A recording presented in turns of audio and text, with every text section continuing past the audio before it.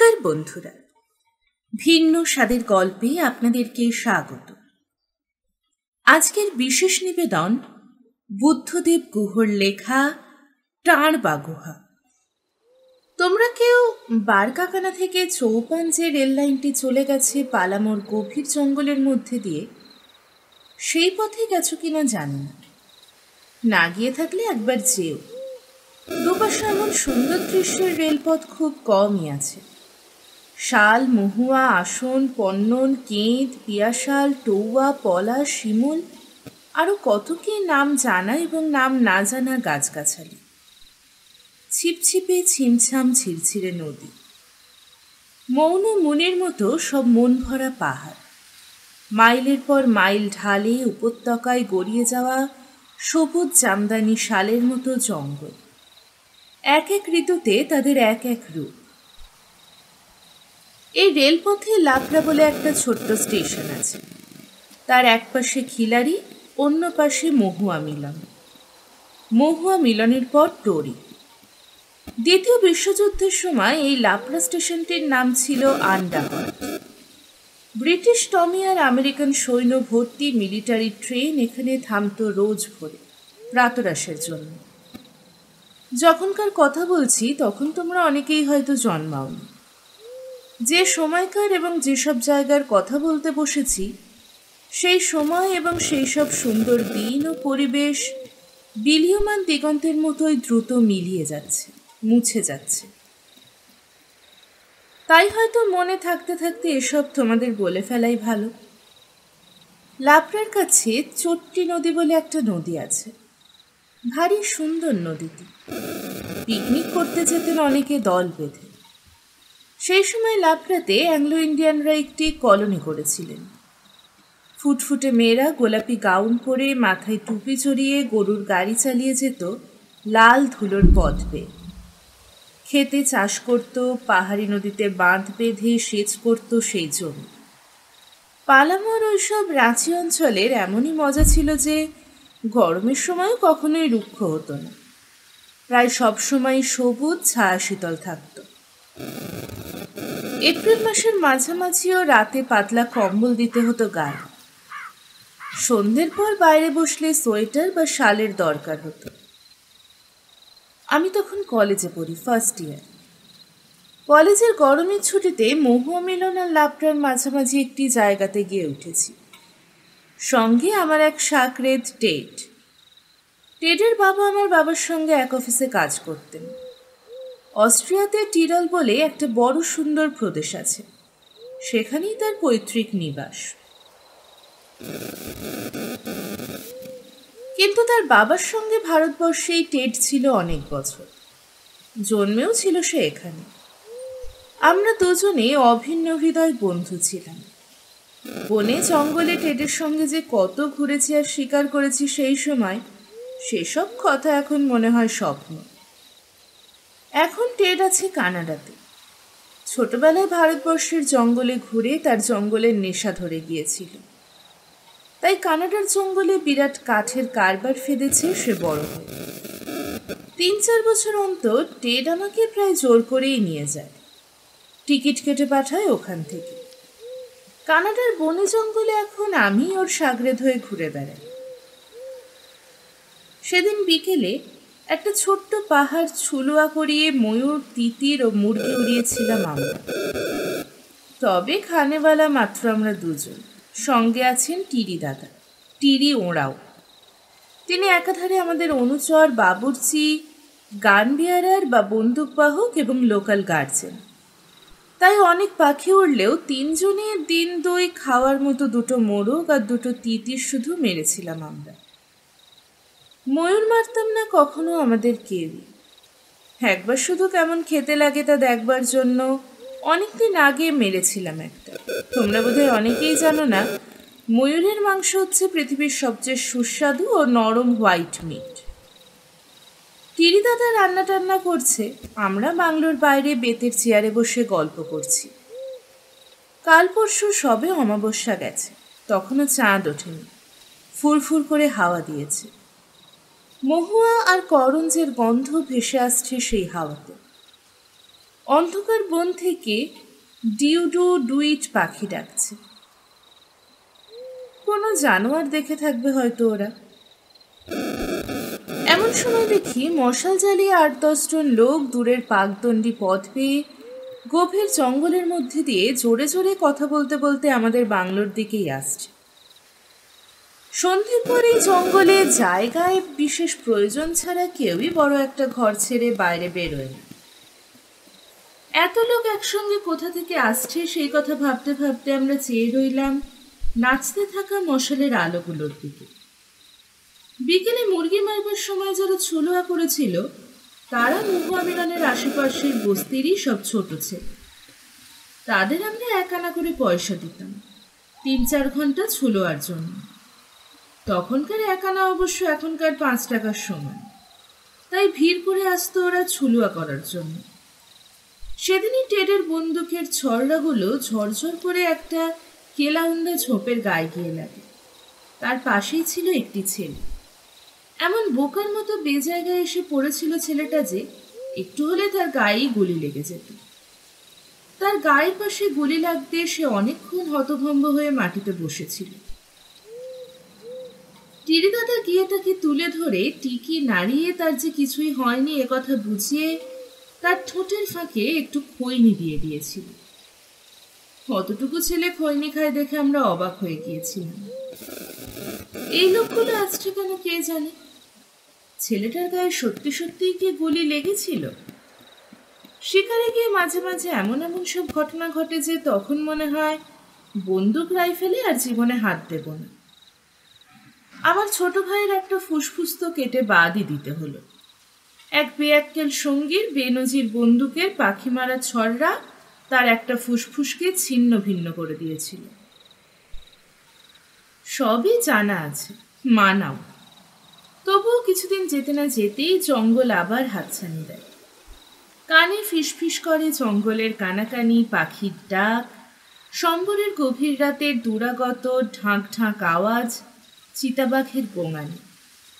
আর নাকে ভেসে আসে জঙ্গলের মিশ্র গন্ধ। ফোটা কার্তুজের বারুদের গন্ধের সঙ্গে মিশে ঘুমের মধ্যে, ভিড়ের মধ্যে, পড়াশোনার মধ্যে অসুরেরই হাওয়ার মতো জঙ্গল যেন হাত বোলায় গায়ে মাথায়। তাই আবারও বেরিয়ে পড়তে হয়। নানা রকম বিপদ আছে বলেই হয়তো জঙ্গল এত ভালো লাগে। লোকগুলো গেট পেরিয়ে বাংলোর হাতায় ঢুকে পড়ে একেবারে কাছে এসে আমাদের সামনে মাটিতে বসে পড়ল। বুঝলাম অনেক পথ হেঁটে এসেছে ওরা। ওদের মধ্যে যে সর্দার গোছের সেই শুধু দাঁড়িয়েছিল। সে বলল যে তারা পলাশপানা বলে একটা গ্রাম থেকে আসছে অনেকখানি হেঁটে। তাদের বস্তিতে একটা মানুষ খেকো বাঘের উপদ্রব আরম্ভ হয়েছে। গ্রামকে ওরা বলে বস্তি। ১৫ দিন আগে কাঠ কুড়োতে যাওয়া একটা মেয়েকে সেই বাঘে ধরেছিল। ওরা ভেবেছিল যে বাচ্চা মেয়েটা বুঝি হঠাৎ ভুল করেই গিয়ে পড়েছিল। ভীষণ গরমে ক্লান্ত হয়ে যাওয়া ছাওয়ায় বিশ্রাম নিয়ে বাঘের সামনে।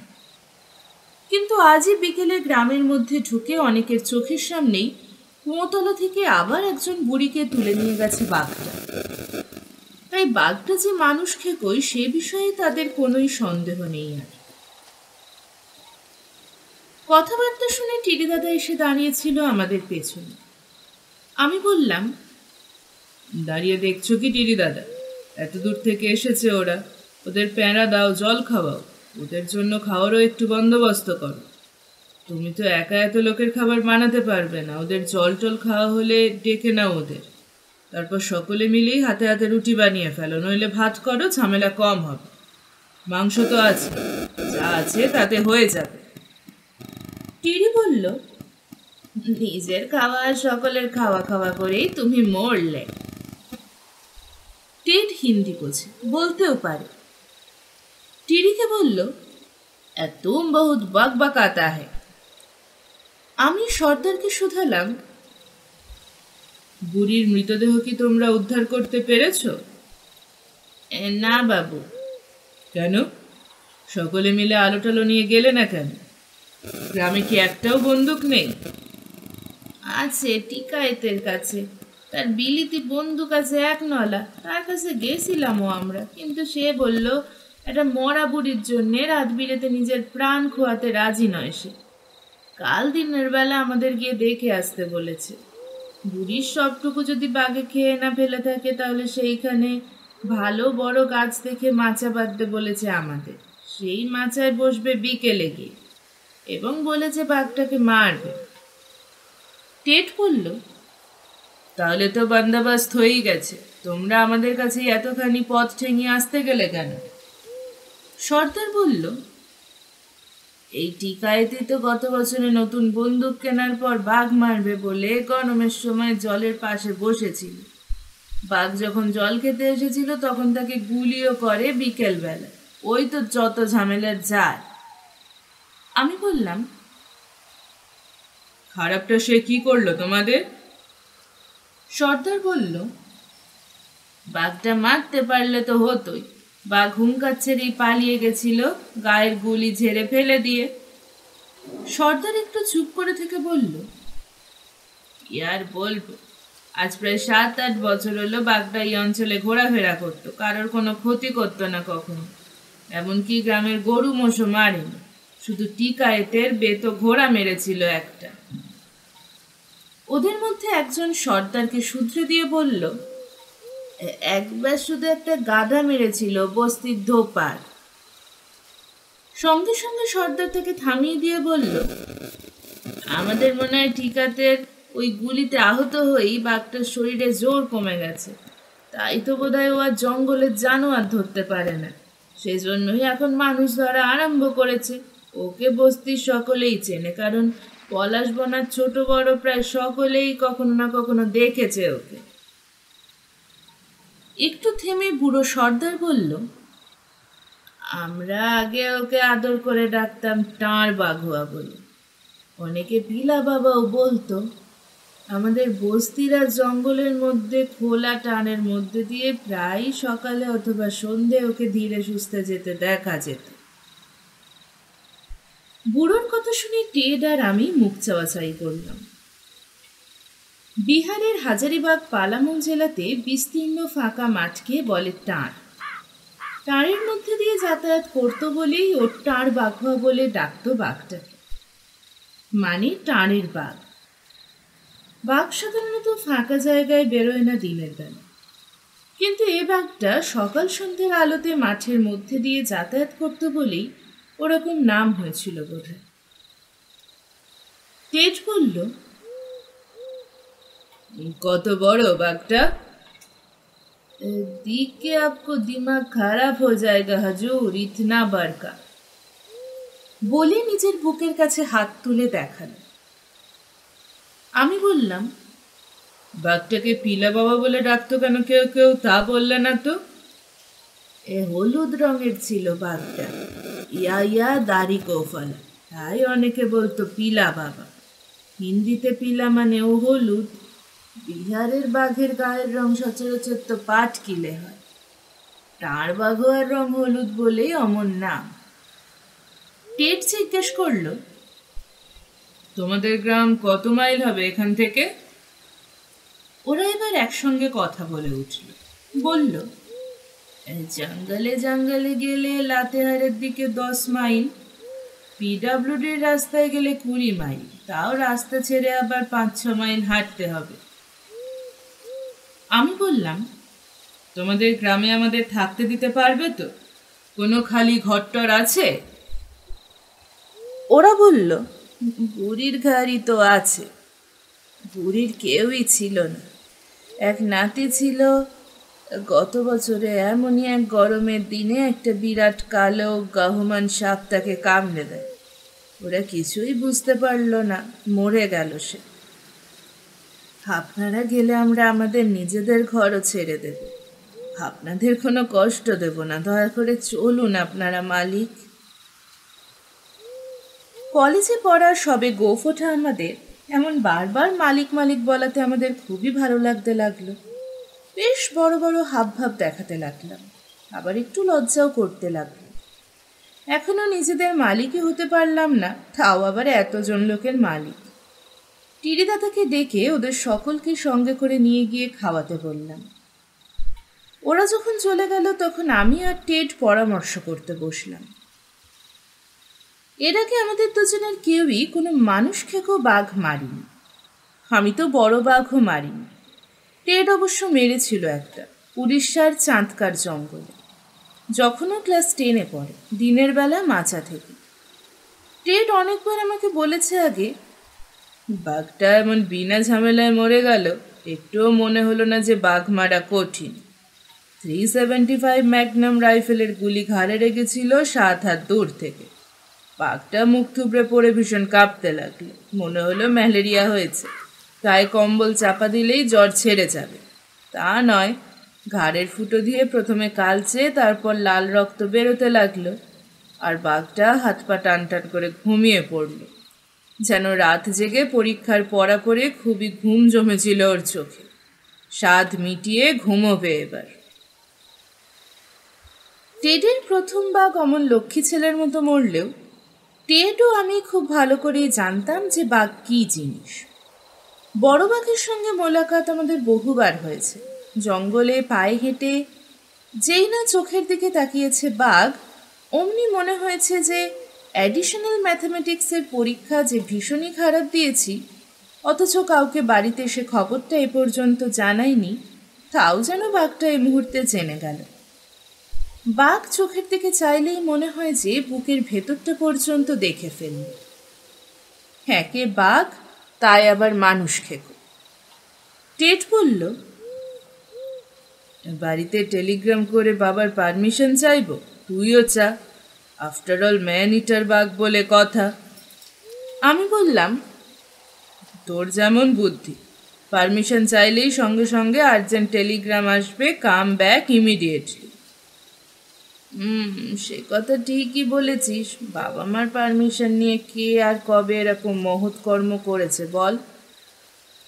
আমি বললাম, কোনো খারাপ কর্মও কখনো করেনি কেউ, কি বল?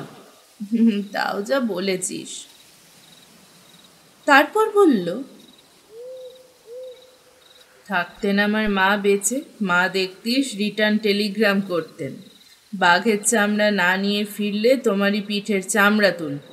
বাবাও অবশ্য আগে সেরকমই ছিলেন, তবে জানিস তো, মা চলে গেলেন এত অল্প বয়সে, আমার তো আর ভাই বোন নেই, আমি একা। বাবা এখন বড় নরম হয়ে গেছেন আমার ওপরে, নইলে বাবা ঠিকই উৎসাহ দিতেন। আমি বললাম, তোর বাবা মা তো আর বাঙালি নন, তুই তো রবীন্দ্রনাথ পড়িসনি। রবীন্দ্রনাথ লিখেছিলেন, 7 কোটি সন্তানের হে মুগ্ধ জননী, রেখেছ বাঙালি করে মানুষ করণ। টেড বলল, আমরা ভীষণ বাজে কথা বলছি, এবার কাজের কথা বল। বলেই বলল, টস করবি? আমি বললাম, দোষ, টস করা মানেই একজন জিতবে অন্যজন হারবে, হারাহারির মধ্যে আমি নেই, তুইও থাকিস না। আমরা হারতে আসিনি, কখনো হারবো না, আমরা জিতবই, আমরা যাচ্ছি ডিসাইডেড। টেড কিছুক্ষণ বাইরের অন্ধকার রাতে তাকিয়ে থেকে আমার দিকে ওর হাতটা বাড়িয়ে দিল।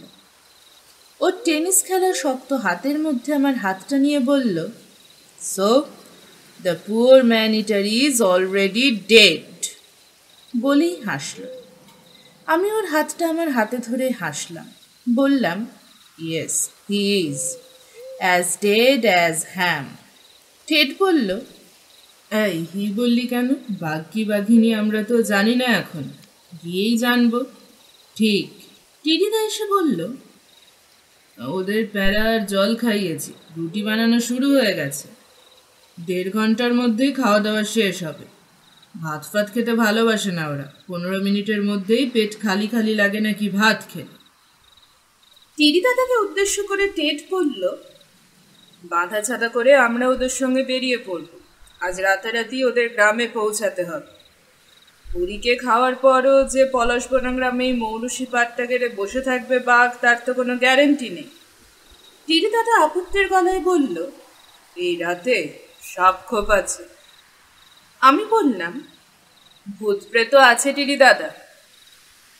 টিডিদাদা বলল, ব্যাস ব্যাস, রাতের বেলা আবার ওদের নাম করা কেন, বড় বেয়াদব হয়েছ।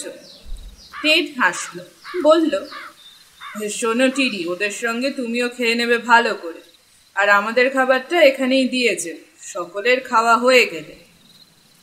টিরি দাদা বলল, মোরগ আর তিতিরগুলো সবই কেটে ফেললাম, তারপর এক বালতি পানি আর এক গাদা লঙ্কা ফেলে এমন ঝোল বানাচ্ছি যে যারা তোমাদের প্রাণে মারার জন্য নিতে এসেছে তাদের প্রাণ আজ আমার হাতেই যাবে। ওদের কারোই বাঘের মুখ অব্দি পৌঁছাতে হবে না হয়তো এই ঝোল খাবার পর। টেড হাসল, তারপর বলল, তুমি আজকাল খুব বেশি কথা বলছো, কাজ কম করছো টিরি, যাও পালাও এখান থেকে। টিরি দাদা সত্যি সত্যি চটে গেছে মনে হলো এবার। বলল, তোমাদের দুজনের কারোর যদি কিছু হয় তাহলে আমি তোমাদের বাবাদের কাছে কোন জবাবদিহিটা করব সে কথা একবারও ভেবেছ? সবে কলেজে উঠেছ, এখনো ভালো করে গোঁফ পর্যন্ত ওঠেনি, সব একেবারে লায়েক হয়ে গেছো দেখি তোমরা, লায়েক। কেন যে মরতে আমি এখানে ফেঁসেছিলাম, সঙ্গে এসেছিলাম। আমি বললাম, আমরা বন্ড লিখে সই করে দিয়ে যাব যে আমাদের মৃত্যুর জন্য টাঁড়বাঘ হওয়াই দায়ী, টিরি দাদা দায়ী নয়। টাঁড়বাঘ হওয়া সেটা আবার কি? টিরি দাদা কাঁচা পাকা ভুরু তুলে শুধল। টেট বলল, বাঘটার নাম গো, বাঘটার নাম, এত বড় বাঘ যে দেখলে নাকি দিমাগই খারাপ হয়ে যাবে। টিরি দাদা বলল, আমার দিমাগ বাঘ না দেখেই খারাপ হচ্ছে, ভালো লাগছে না একটু, আমার মন একেবারেই সায় দিচ্ছে না, কি বিপদেই যে পড়লাম। পলাশপনা গায়ের কাছাকাছি আসতেই আমাদের ঘন্টা আড়াই লেগে গেল। ইচ্ছে করে মুখ মিলনে খাওয়া দাওয়ার পর বিশ্রাম নিয়ে আমরা রাত 1:30 নাগাদ ওখান থেকে বেরিয়েছিলাম যাতে ভোর ভোর এসে পলাশবনাতে পৌঁছাতে পারি। পথের এক জায়গায় একটা বেশ উঁচু এবং গভীর জঙ্গলে ভরা পাহাড় আছে, তার গায়ে ন্যাড়া চাটালো কালো পাথরের চাঙা, অনেকগুলো বড় বড় গুহা। সবে ওঠা একটু চাঁদের আলোয় গরমের শেষ রাতের হাওয়ায় দোলাদুলি করা ডালপালার ছায়ায় পাহাড়টাকে ভুতুরে ভুতুরে লাগছিল। টেরি দাদা এখানে এসে আমাদের একেবারে গায়ে গায়ে সেঁটে চলতে লাগলো। টেড বলল, কি হলো টেরি দাদা, ভয় পেও না, আমারও মন বলছে এখানে ভূত নিশ্চয়ই আছে। টেরি দাদা প্রচন্ড রেগে উঠল এবং সঙ্গে 2-1 ওর সঙ্গে তাল মেলালো। বলল, রাতের বেলায় বন পাহাড়ে ওসব দেবতাদের নিয়ে রসিকতা একেবারেই করতে নেই, ওরা ওইসব দেবতাদের ভালো করেই জানে, তাই ভয় পায়, বন্দুক নিয়ে তো আর ওদের মারা যাবে না। টেট চুপ করে গেল। হঠাৎ আমাদের সামনের অল্প চাঁদের আলোয় মাখামাখি ভুতুরে পাহাড়তলি থেকে একটা আওয়াজ উঠল, উয়াউ করে। পাহাড়ের আনাচকানা উপত্যকা সব সেই আওয়াজে গম গম করে উঠল। লোকগুলো সব ঘন হয়ে ঘেঁষাঘেঁষি করে দাঁড়ালো আমাদের পেছনে। বুড়ো সর্দার ফিসফিস করে বলল, টাঁড়বাঘ হওয়া। সে বাঘের গলার আওয়াজ এত জোরালো এবং এমন গম্ভীর এবং যার আওয়াজ শুনেই তলপেটের কাছে ব্যথা ব্যথা লাগছিল, তাই তার চেহারাটা ঠিক কিরকম হবে তা অনুমান করে আমি মোটেই খুশি হলাম না। টেট কিছুক্ষণ অন্ধকারের মধ্যে যেদিক থেকে শব্দটা এসেছিল সেই দিকে চেয়ে থেকে বিড়বিড় করে কি যেন বলল। বাঘটা আরেকবার ডাকল। একটু পরই একটা কোটরা হরিণ আর একদল মেয়ে সম্বর জঙ্গলের ডান দিকে দৌড়াতে ডাকতে ডাকতে চলে গেল। তাতে বুঝলাম বাঘটা আমাদের পথ থেকে অনেক ডান দিকে সরে যাচ্ছে। মশালগুলো জোর করে নিয়ে ওরা আবার এগোল। আমি আর টেট রাইফেলের ম্যাগাজিনে গুলি লোড করে নিলাম। উঁচু নিচু পথে অ্যাক্সিডেন্ট হতে পারে চেম্বারে গুলি থাকলে, তাই চেম্বার ফাঁকাই রাখলাম। ভাবলাম বাঘকে অত সহজে দেখা দেবে আমাদের? যখন আমরা পলাশবনা গ্রামের সীমানায় কাঁটা গাছের বেড়া দেয়া অনেক ক্ষেত খামার আর জটাজুটো সম্বলিত বড় অশ্বত্থ গাছের নিচের বন দেবতার থান পেরিয়ে গ্রামের দিকে এগোতে লাগলাম, তখন একজনের বাড়ির উঠোনের কাঠের বেড়ায় বসে গাল ফুলিয়ে একটা সাদা বরকা মোড়ক ককর ক করে ডেকে উঠে রাত পোহানোর খবর পৌঁছে দিল দিকে দিকে।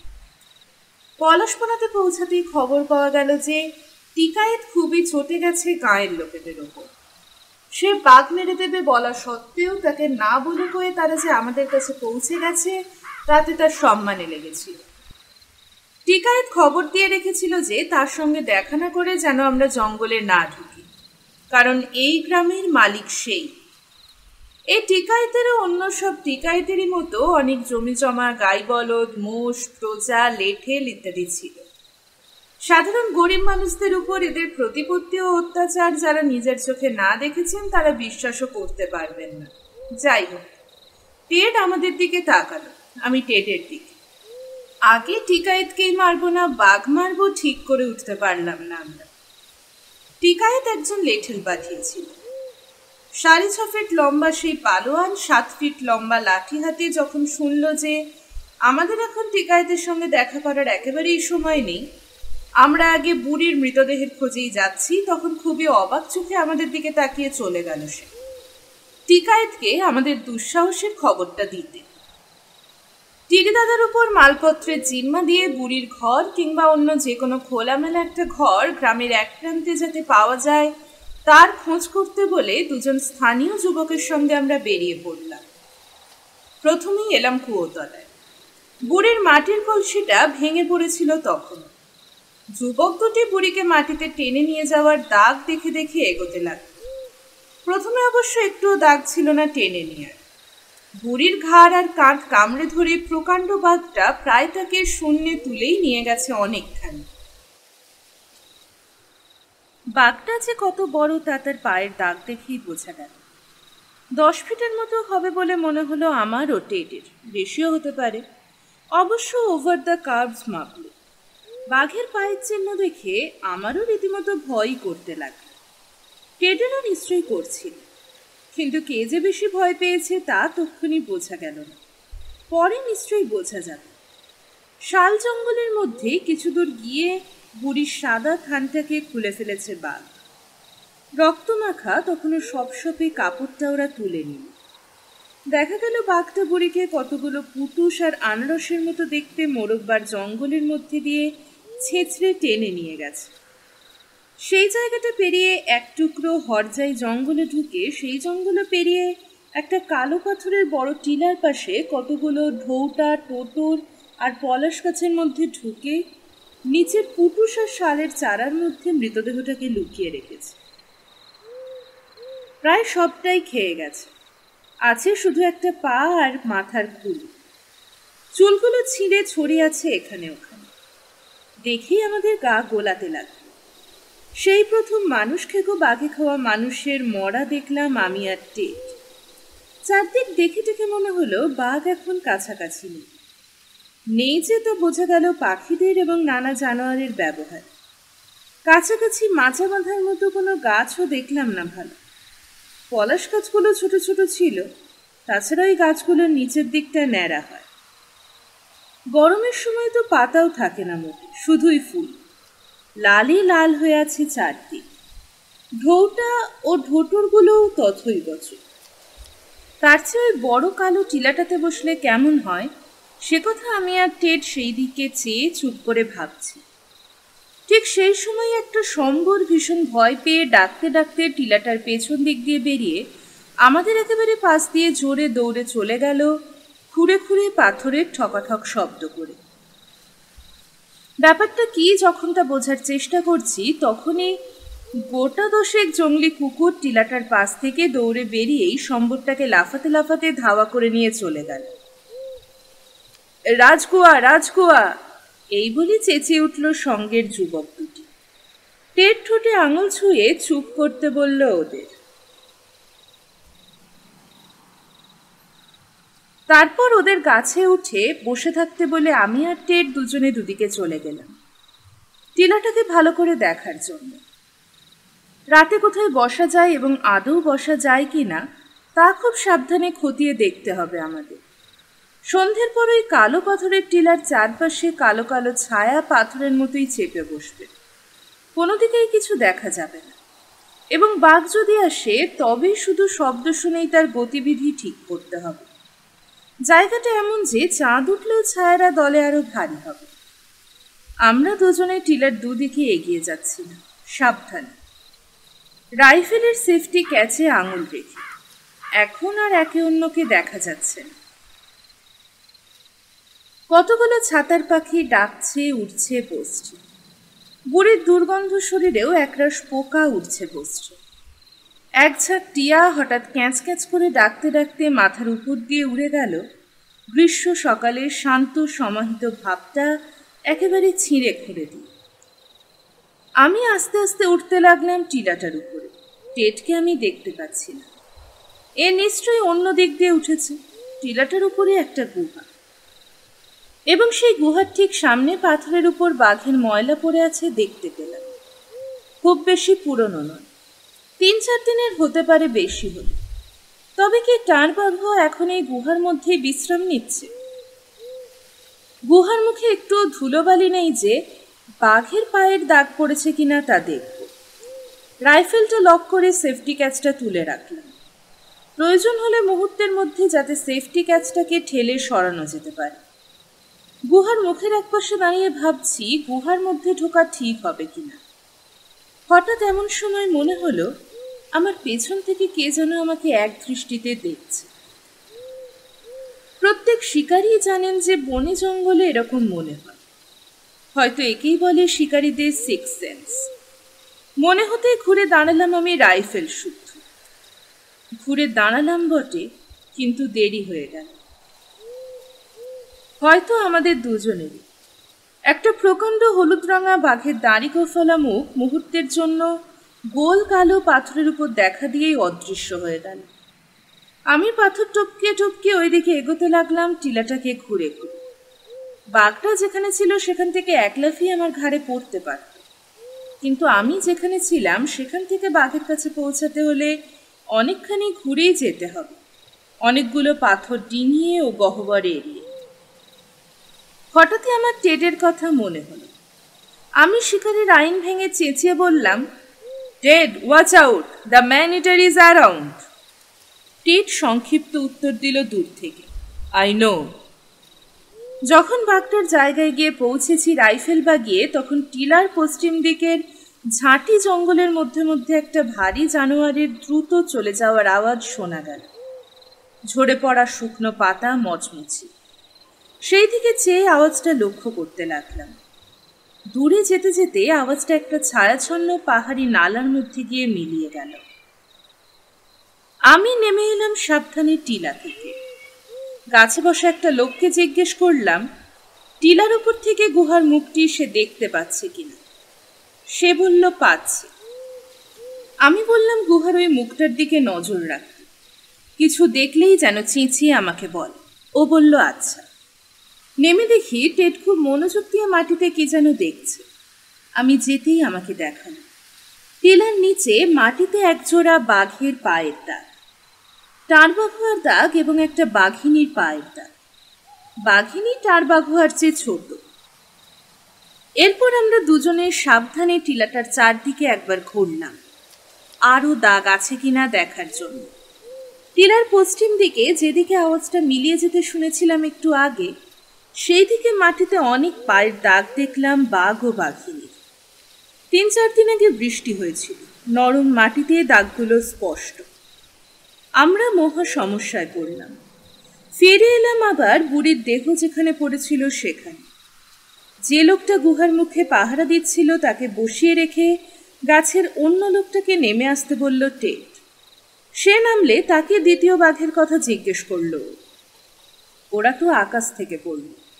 গ্রামের যত লোক নানান কাজে প্রত্যেক দিন জঙ্গলে আসছে, তাদের মধ্যে কেউই এক টার বাঘুয়া ছাড়া অন্য কোনো বাঘকে দেখেনি, পায়ের দাগও দেখেনি। এই গ্রামে আশেপাশে কখনো কোনো চিতাবাঘও দেখেনি। হয়তো তার কারণ টার বাঘুয়াই। তার মতো পাহারাদার থাকতে কোনো চিতাবাঘেরই এখানে এসে ওস্তাদি করার সাহস হয়নি।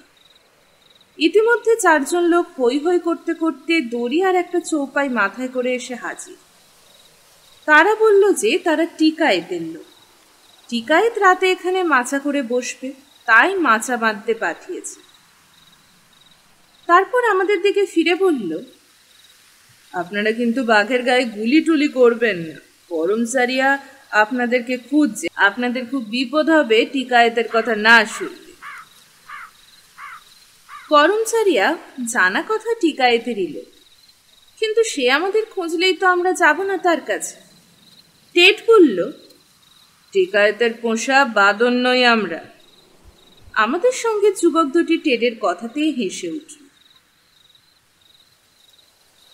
তাতে টিকায়েতের লোকগুলো আরো চটে গেল। গাছের উপর থেকে অন্য লোকটিকে নিচে নেমে এলে আমি টিকায়েতের লোকদের বললাম, মাচা কোথায় বাঁধবে? ওরা বলল, যে গাছে সুবিধা মতো বাঁধা যায়। কিন্তু টিকায়েতকে গিয়ে বলো যে এখানে দুটো বাঘ আছে, এক নলা শটগান নিয়ে তার পক্ষে এই দুটি বাঘের মোকাবিলা করা কি সম্ভব হবে? তার প্রাণের ভয় নেই। টেট বলল, টিকায়েতকে গিয়ে বলো আমরা সকলে মিলেই একসঙ্গে বাঘ দুটো মারার চেষ্টা করি। ওরা ভাবলো ঠাট্টা করছি। তখন টেট তাদের নিয়ে গিয়ে পায়ের দাগ দেখালো, ভালো করে বুঝিয়ে দিল ব্যাপারটা কি। দুটো বাঘের পায়ের দাগ দেখে লোকগুলো ফ্যাসাদে পড়ল। তারপর রাইফেল হাতে আমরা ওই জায়গা ছেড়ে চলে যাচ্ছি দেখে ওরাও বোধহয় খালি হাতে ওই অকুস্থলে থাকা নিরাপদ নয় ভাবত। আমরা একটু এগোতেই দেখি উপর করা খাটিয়া মাথার উপর নিয়ে পিছন পিছন আসছে পুরো দল বড় বড় পা ফেলে। টেট বলল, চল আমরা ফিরে যাই। এখানে দেখছি টিকায়েতকেই আগে মারতে হবে, তারপর বাঘ মারার বন্দোবস্ত। এত রকম কমপ্লিকেশন, এতজনের এত মত নিয়ে মানুষ খেকো বাঘ মারা যায় না। আমি বললাম, যা বলেছিস। গ্রাম থেকে আমরা প্রায় মাইলখানেক এসেছিলাম। বুড়ির ঘরে নয়, গ্রামের দক্ষিণ প্রান্তে আমাদের জন্য দুটি ঘর ছেড়ে দিয়েছে ওরা। টেট বলল, চল আমরা ফিরে যাই। এখানে দেখছি টিকায়েতকে আগে মারতে হবে, তারপর বাঘ মারার বন্দোবস্ত। এত রকম কমপ্লিকেশন, এতজনের এত মত নিয়ে মানুষ খেকো বাঘ মারা যায় না। আমি বললাম, যা বলেছিস। গ্রাম থেকে আমরা প্রায় মাইলখানেক এসেছিলাম। বুড়ির ঘরে নয়, গ্রামের দক্ষিণ প্রান্তে আমাদের জন্য দুটি ঘর দিয়েছে ওরা। গোবর দিয়ে উঠোন লেপে দিয়েছে। ঘরের ভিতরও পরিষ্কার পরিচ্ছন্ন করেছে। কিন্তু গরমের মধ্যে জানালাহীন ওই ঘরে কি করে শোবো সেটাই রাতে ভাবছিল। টিরি দাদা চা করে ব্রেকফাস্ট তৈরি করে ফেলল। মুড়ি ভাজা, তার মধ্যে কাঁচা পেঁয়াজ কাঁচা লঙ্কা কেটে মুড়ির সঙ্গেই ভেজেছে। তারপর তার মধ্যে অমলেট কেটে টুকরো টুকরো করে দিয়ে দিয়েছে। গ্রামের গাছের ল্যাংড়া আম আর কফি। ঘর দুটোর পাশে একটা মস্ত তেঁতুল গাছ ছিল। তার তলায় চৌপায় বিছিয়ে আমি লম্বা হয়ে শুলাম।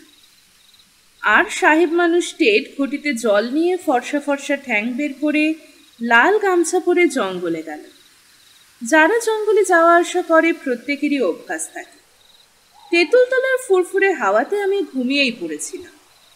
এমন সময় হঠাৎ শোরগোল শুনে তাকিয়ে দেখি ভাগলপুরি সিল্কের পাঞ্জাবি আর লোমওয়ালা গোবদা গোবদা পা দেখানো মিলের ফিনফিনে ধুতি পরা, সোনার হাতঘড়ি হাতে চকচকে কালো নাগরা পায়ে একজন মস্ত লম্বা চওড়া লোক একটা সাদা ঘোড়ায় চড়ে এদিকে আসছে।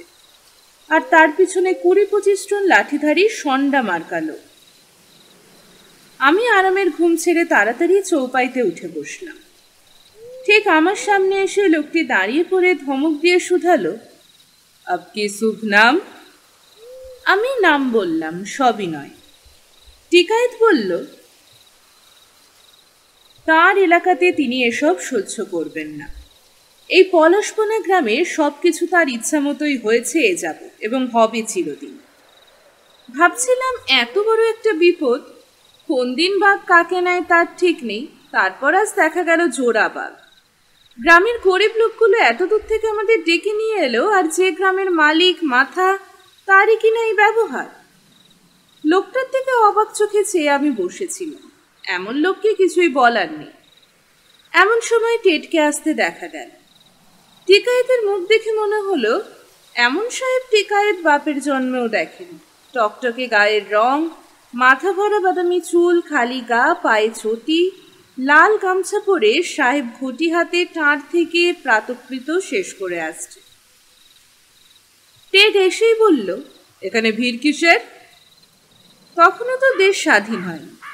সাদা চামড়া দেখলেই লোকে বেশ সমীহ করত, কিন্তু এরকম গামছা পরে সাহেবকে সমীহ করা ঠিক হবে কিনা একটু ভাবল টিকায়েত। তারপর নিজের লোকদের সামনে ইজ্জত বাঁচাবার জন্য বলল, আপনাদের এখান থেকে চলে যেতে হবে। টেড বলল, সে কথা ভেবে দেখব, কিন্তু এক্ষুনি আপনার একজন লোক দিন আমাকে। আমি এসডিও সাহেবের কাছে চিঠি পাঠাবো ডিস্ট্রিক্ট ম্যাজিস্ট্রেটকে দিয়ে ওই বাঘকে ম্যান ইটার ডিক্লেয়ার করার জন্য এবং চারপাশের সব গ্রামের মানুষদের ঢেঁড়া পিটিয়ে সাবধান করে দেওয়ার জন্য। টিকায়েত টেডের হর্তাকর্তার মতো কথা শুনে হকচকিয়ে গেল বলে মনে হয়। আমি বললাম, ঘোড়া থেকে নামা হোক, আপনার রাজত্বে এলাম আপনাদেরই উপকার করার জন্য, তা আপনি শত্রুর মতো ব্যবহার করছেন। দয়া করে নামুন, বাঘটার খবরাখবর দিন আমাদের। বাঘও তো আপনার প্রজা, আপনি তার খোঁজ না রাখলে আর কে রাখবে? টিকায়েত ঘোড়া থেকে নামল। আমি বললাম, আপনার বন্দুকটা কোথায়? শুনেছি দারুণ দামি বিলেতি বন্দুক, আমাদের একবার দেখান, নেড়ে চেড়ে অন্তত একটু দেখি। টেড আমার দিকে অবাক হয়ে তাকিয়ে থাকল, তারপর ইংরেজিতে বলল, কি ব্যাপার, অত গ্যাস দিচ্ছিস কেন? আমি ইংরেজিতে বললাম, মিষ্টি কথা বলতে তো পয়সা লাগে না, দেখ না ওকে বন্ধু করে ফেলছি। টেড বলল, যেমন তুই, তোর বন্ধুও তো তেমনই হবে। টেড জামা কাপড় পরে আসতে গেল। টিকায়েত এসে চৌপাইতে বসল। লোকটার বয়স আমাদের চেয়ে অনেক বেশি, 40-40 হবে। শুনলাম তার 11টা ছেলে মেয়ে, 500 বিঘা জমি, 150 গরু মোষ, জঙ্গলের মধ্যে ভাণ্ডার। বিহারের গ্রামে জঙ্গলে ক্ষেত খামার দেখাশোনার জন্য মাটির বাড়ি করে এরা, তার মধ্যে গোদাম টোদামও থাকে, ওরা বলে ভাণ্ডার। টিকায়েত একটা লোককে ডেকে কি বলল, সে আরো দুজনকে সঙ্গে করে দৌড়ে চলে গেল। আমি টিরি দাদাকে বললাম, চা করে খাওয়াও টিকায়েত সাহেবকে। ইতিমধ্যে টেড জামা কাপড় পরে এলো, এবার ওকে পুরোদস্তুর সাহেব সাহেব দেখাতে লাগলো। টিকায়েতের ভক্তিও পুরো হলো, হাবভাবও একটু নরম হলো। বলল, আপনারা এই ঘরে কি থাকবেন? আমার বাড়ি চলুন, নয়তো ভাণ্ডারে বন্দোবস্ত করে দিচ্ছি। খাঁটি গাওয়া ঘিয়ের পরোটা, হরিণের মাংসের আচার, ক্ষেতের ছোলার ডাল, আর তার সঙ্গে খরগোশের এবং সম্বরের মাংস খাওয়াবো। তারপর বলল, নীলগাই এখানে এত যে ক্ষেত খামারি করা যায় না, আমরা যে হিন্দু, তাই নীলগাই আমরা মারি না, গোহত্যা হবে। ওদের বুঝিয়ে লাভ নেই যে নীলগাইয়ের নামই নীলগাই, কিন্তু তারা মোটেই গরু না, একরকমের অ্যান্টিলোপ, এবং এরাই এবং বাঁদর হনুমানই সবচেয়ে ক্ষতি করে ফসলের। কিন্তু গ্রামের লোকের কুসংস্কারের জন্য নীলগাই আর বাঁদর হনুমান মারে না আমাদের দেশে। নীলগাইকে খুব একটা মজার নামে ডাকে এরা, বলে ঘোর ফরাস। নামটা শুনলেই আমার বুক ধরফরাস। টিরিদাতে চা আর হান্টলি পামারের বিস্কিট এনে দিল টিকায়েতকে। টিকায়েত যখন প্রত হয়ে চা খাচ্ছে, তখন যে লোকগুলো চলে গেছিল তারা এক গাদা মাটরি আর প্যাঁড়া নিয়ে এল, নিশ্চয়ই টিকায়েতের বাড়ি থেকে। টিকায়েত বলল, খেয়ে দেখুন, সব বাড়ির তৈরি, অসুখ হবার ভয় নেই। মাটরি খাঁটি ঘিয়ে এবং বাড়ির জাঁতায় পেশা ময়দা দিয়ে তৈরি। টিকায়েতের মুড়ির দিকে তাকিয়ে বুঝতেই পারছিলাম যে ঘি সত্যিই খুব খাঁটি। চা খেতে খেতে টিকায়েতকে বললাম, তাহলে বাঘটাকে কি করা যাবে? টিকায়েত বলল, চলুন না আমরা তিনজনেই বসি আজ। শুনলাম যে টিলা আছে ওখানে একটা, ওই টিলাতেই তিনজনে তিন জায়গায় বসে থাকবো। টেড আমাকে ইংরেজিতে বলল, তুই যাত্রা পার্টিতে কবে নাম লেখালি? ম্যান ইটার মারতে তাহলে সঙ্গে তবলচি সারিঙ্গওয়ালাকেও নিয়ে যা। আমি টিকায়েতকে বললাম, ওই টিলাতে বসা খুবই বিপজ্জনক, চাঁদ নেই এখন, আর বাঘ তো এমনি বাঘ নয়, মানুষ খেকো, কখন যে নিঃশব্দে এসে ক্যাঁক করে ঘাড় কামড়ে নিয়ে যাবে বোঝার আগেই তারও ঠিক নেই, তাতে আবার দুটি।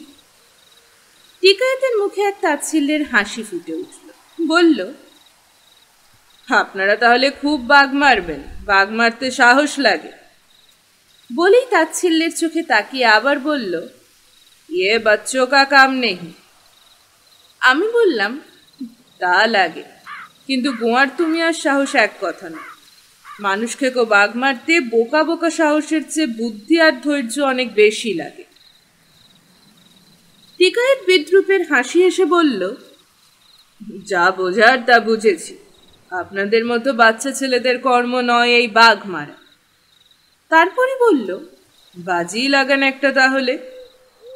আমার খুব রাগ হলো আমাদের বাচ্চা বলাতে। টেট বলল, বাজি কিসের? বাঘ কে মারবে? বাঘ মারার বাজি। আমি বললাম, বাঘ মরলেই হলো, কে মারে সেটা অবান্তর। টিকায়েত আবার বলল, বুঝেছি, ভয় পেয়ে পিছিয়ে যাচ্ছেন। বলুন কি বাজি? সাহস আছে? কি হলো, বাজি ধরারও সাহস নেই? টেট হঠাৎ বলল, বাজি একটা রাখা যাক, কিন্তু অন্য বাজি। বাঘ আগে আপনাকে খাবে না আমাদের খাবে? আমাদের তো এখানে কেউই নেই। আমার বন্ধুকে খেলে তাকে ভালোভাবে সৎকার করবেন, আর আমাকে খেলে জঙ্গলের মধ্যে একটা সুন্দর ফুল গাছের নিচে ছায়াওয়ালা জায়গায় কবর দেবেন। তারপর একটু চুপ করে থেকে লোকজনদের দিকে তাকিয়ে গলা চড়িয়ে বলল, আর আপনি মরলে আমরা দাঁড়িয়ে থেকে আপনাকে দাহ করার বন্দোবস্ত করব নদীর পাড়ে। টিকায়েত বেজায় চটল, বলল, বুঝেছি। টেট আবার বলল, কি হলো বাজির? আপনাদের বাজির মধ্যে আমি নেই, আমি একাই বসবো আজ বাঘের জন্য। আমি বললাম, বসেনি যদি তাহলে টিলায় বসবেন না, আমার অনুরোধ। ভেবে দেখব। টেট বলল, একজন লোক দিন, যাতে দিনে দিনে এসডিওর কাছে যেতে পারে। এসডিও আবার ডিএমকে জানাবেন, তবে তো ম্যান ইটার ডিক্লেয়ার করতে পারবেন। লোকের কি অভাব, লোক দিয়ে দিচ্ছি 1.5 যোঝা, আপনি চিঠি লিখে দিন। টেট টিরিদারকে কাগজ আনতে বলল। টিরিদাদা কাগজ আনলে চিঠি লিখে নিজের সই করল। আমাকেও সই করতে বলল। টিকায়েতকে বলল সই করতে, গ্রামের লোকেদের বলল। টিকায়েত লেখাপড়া জানে না, ডান হাতের ইয়া মোটকা বুড়ো আঙুলে কালি লাগিয়ে টিপসই দিলে সে। তারপরে উঠে পড়ে বলল, আমি যাই, মাচা বাঁধার বন্দোবস্ত করি গিয়ে। টেট বলল, তা যান, আমরা আজ খুব ঘুমোবো। কাল আপনাকে দাহ করতে অনেক মেহনত হবে তো, যা ঘি আছে আপনার শরীরে, উঠতে অনেক সময় লাগবে। টিকায়েত হাসি হাসি মুখে বলল, চলি। বলেই ঘোড়ার দিকে এগোতে গেল। টেট বলল, একটু দাঁড়ান, আপনি তো গত বছরে বাঘটাকে গুলি করেছিলেন, কোথায় লেগেছিল গুলি? আপনি কি জানতেন না যে গরমে যখন পিপাসার্ত জানোয়াররা জল খেতে আসে তখন তাদের ওইভাবে মারা বেআইনি? টিকায়েত হেসে বলল, জঙ্গলে আবার আইন কি? আমার এখানে আইন আমি বানাই, আমি যা করি তাই আইন, আমারই আইন, আমি ইচ্ছা মতো ভাঙতে পারি, তার জন্য কারোর কাছে জবাবদিহি করতে রাজি নই। সেরকম বাপের বেটা নই আমি। জানভি জায়গা তবভি নেই, কবভি নেই। তা ভালো, কিন্তু বাঘটাকে আহত করে আপনিই তো বুড়ি আর মেয়েটির মৃত্যুর জন্য দায়ী হলেন। আপনাকে আপনার প্রজারা খুনের দায়ে দায়ী করতে পারে, করছেও হয়তো মনে মনে। টিকায়েত কোমরে হাত দিয়ে দাঁড়ালো। তাচ্ছিল্যের হাসি এসে বলল, দেখুন, আপনাদের সঙ্গে ফালতু কথা বলার সময় আমার নেই। আমার রাজত্বে আপনারা অতিথি, তাই ভালো ব্যবহার করছি। আমি দিগা টিকায়েতের বেটা, আমার বাবা ডাকাত ছিল, তার ভয়ে বাঘে গরুতে এক ঘাটে জল খেত। আমাকে আপনারা ভয় দেখাবেন না। আমার রক্ত ভয় কাকে বলে তা জানে না। এই জঙ্গলের আমিই রাজা। আপনারা হয়তো বুঝতে পারবেন না আমার কথা, যে কি আমি বলতে চাচ্ছি, কিন্তু শুধু এই কারণেই বাঘটাকে আমারই মারতে হবে, নইলে আমার ইজ্জত থাকবে না। এই টার বাঘা যতদিন প্রজার মতো আমার রাজত্বে ছিল, ওকে কিছুই বলিনি। গত বছরে আমার একটা ঘোড়া খেয়েছিল, তাই ভেবেছিলাম শাস্তি দেয়া দরকার। এবার আমার 2 জন প্রজাকেও মেরেছে। সমঝা না? এক জঙ্গলে 2 জন রাজা থাকতে পারে না, হয় আমি থাকবো নয় টার বাঘা থাকবে। আপনাদের সঙ্গে আমার কোনো ঝগড়া নেই, দয়া করে আমার কথাটা বুঝুন। এটা আমার সম্মানের ব্যাপার, আমাকে আগে চেষ্টা করতে দিন। আমি না পারলে বা আপনাদের অনুমতি দিলে তখনই আপনারা মারবেন। তা হয় না, আমাদেরও একটা দায়িত্ব আছে। প্রথমত, 1 নলা বন্দুক দিয়ে অত বড় বাঘকে আপনার মারতে যাওয়াটা বোকামি। দ্বিতীয়ত, গ্রামের লোকরা আমাদের ডেকে এনেছে, তাদের এত বড় বিপদের মধ্যে ফেলে আমরা চলে তো যেতে পারি না। বাঘ কি শুধু বন্দুক দিয়ে মরে? আমার বন্দুকের গুলির সঙ্গে আমার টিকায়েতের রক্ত, আমার রাগ, আমার ঘেন্নার সব কিছুই তো গিয়ে লাগবে টাঁড় বাঘ হওয়ার গায়ে। সে যত বড় বাঘই হোক না, আমার চোখে চোখ রাখতে পারবে? পারে কোনো প্রজা রাজার চোখে চোখ রাখতে? আমার কাছে এলেই ও ভয়ে মারা যাবে। সামনাসামনি এলে হয় একবার। আমরা টিকায়েতের কথা শুনে অবাক হয়ে যাচ্ছি। অদ্ভুত মানুষ, এরকম মানুষ আমরা কেউই দেখিনি, আমি পড়িও নি কোনো বইয়ে। টেট বলল, তাই যদি হবে তাহলে গত বছর আপনার গুলি খেয়ে ও বেঁচে গেল কি করে? এমনই গুলিখোর বাঘকে প্রজা বানালেনি বা কেন? টিকায়েত মাথা নিচু করে চুপ করে থাকল। তারপর বলল, ও আমাকে দেখতে পায়নি, আমিও ওকে দেখতে পাইনি। সেদিন আমার ছোট ছেলের জন্মদিন ছিল। বাড়ির লোককে কোটরা হরিণের মাংস খাওয়ার কথা দিয়ে জলের কাছে গিয়ে বসেছিলাম। বেলা পড়ে এসেছিল। প্রচণ্ড গরমে ক্লান্তিতে ঘুম ঘুম এসে গেছিল। হঠাৎ দেখি জলের পাশের পুটুস ছোপের আড়ালে কোটরা হরিণের মতো লালচে কি একটা জানোয়ার এসে দাঁড়িয়েছে। কখন যে এলো জানোয়ারটা তা বুঝতেই পারিনি। হরিণই হবে ভেবে গুলি করে দিয়েছিলাম বন্দুক তুলে। গুলি করতেই বিকট চিৎকার করে এক বিরাট লাফ দিয়ে যখন সে চলে গেল, তখন দেখি টাঁড় বাঘ হওয়া। কোথায় গুলি লেগেছিল জানি না, বোধহয় পায়ের থাবা টাবাতে। কি গুলি দিয়ে মেরেছিলেন? তখন আমার বিলিতি বন্দুক ছিল না। মুঙ্গেরি গাদা বন্দুকে 3 আঙুল বারুদ কষে গেদে সামনে সীসার গুলি পুড়ে ঠুকে দিয়েছিলাম। আমি বললাম, আপনি একটু আগেই বললেন যে টাঁড়বাঘোয়াকে আপনার ঘোড়া খাওয়ার জন্য শাস্তি দিতে গেছিলেন। আমার ঘোড়া এবং বস্তির ধোপার গাধা, ওরা সকলেই আমার প্রজা। তাই আমারই হলো, শাস্তি দেওয়ার ইচ্ছা ছিল। কিন্তু বাঘ ভেবে তো আর গুলি করিনি, কোটরা ভেবেই করেছিলাম। অত কাছ থেকে গুলি লাগলে কোটরা চিৎপাত হয়ে পড়ে যেত। বাঘ জানলে ভালো করে নিশানা নিয়ে মোক্ষম জায়গাতেই মারতাম, তাহলে ওখানেই তাকে শুয়ে থাকতে হতো। তখন আমার রাশিচক্রের একটু গোলমাল চলছিল, এখন তা কেটে গেছে। এই দেখুন, একটা মাদুলি ধারণ করেছি। বলেই পাঞ্জাবের ভিতর থেকে সোনার হাড়ে বাঁধা পেল্লাই একটা মাদুলি দেখালো। টেট বলল, আমাদের শুভকামনা রইল, কিন্তু আপনি তাহলে 3 দিন সময় নিন।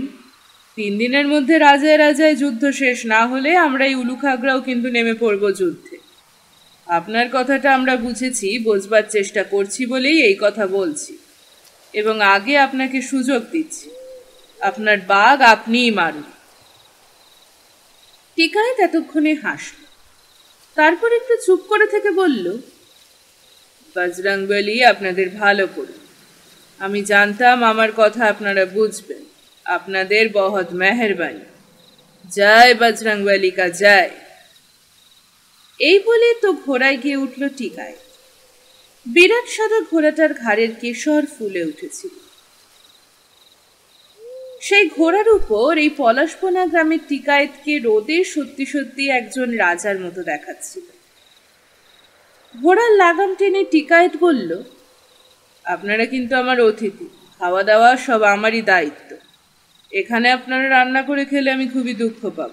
রান্না যদি একান্ত করেনি, তবু রসদ কিন্তু সব আমিই পাঠিয়ে দেব। এইটুকু নিশ্চয় করতে দেবেন আমাকে। জবাবে আমাদের কিছু বলার সুযোগ না দিয়েই টিকায়েত ঘোড়া ছুটিয়ে চলে গেল সেই টিলার দিকে, যেখানে বুড়ি পড়ে রয়েছে। আমি বললাম, রাজা রাজরার ব্যাপারই বটে। ঘোড়ায় চড়ে শোভাযাত্রা করে কেউ মানুষ খেকো বাঘ মারতে যায় শুনেছিস কখনো টেট? রোদের মধ্যে লাল ধুলো উড়িয়ে দুলকি চালে চলা সাদা ঘোড়ার পিঠে বসা টিকায়েত জঙ্গলের আড়ালে অদৃশ্য হয়ে গেল। টেট সেই দিকেই তাকিয়েছিল। অনেকক্ষণ তাকিয়ে হঠাৎ বলল, খুব ইন্টারেস্টিং কিন্তু মানুষটা। ভীষণ দাম্ভিক, এত গর্ব ভালো নয়। টেট বলল, আমি তোর সঙ্গে একমত নই। গর্ব না থাকলে কি নিয়ে মানুষ বাঁচে? গর্বের মধ্যে দোষ নেই, কিন্তু ঠিকায়েতের গর্বের কারণটার মধ্যে কোনো গুণও নেই। এই গর্ব ভালো কারণে, ভালো কাজের জন্য হলে আরো ভালো হতো। জানিস, আমার মনে হয় গর্ব ব্যাপারটার নিজেরও আলাদা একটা গুণ আছে, একটা বেগও আছে। যার গর্ব আছে তার দায়িত্ব অনেক সেই গর্বকে বাঁচিয়ে রাখার। আর এই বাঁচিয়ে রাখার চেষ্টা করতে করতেই এসব মানুষ অনেক কিছু করে ফেলতে পারে, তাই না? দেখিস মানুষটার এমন জেদ, ঠিক বাঘটা মেরেই দেবে। আমাদের কপালে আর মানুষকে কেউ মারা হলো না, মিছিমিছি এলাম এত দূর তল্পি তল্পা নিয়ে।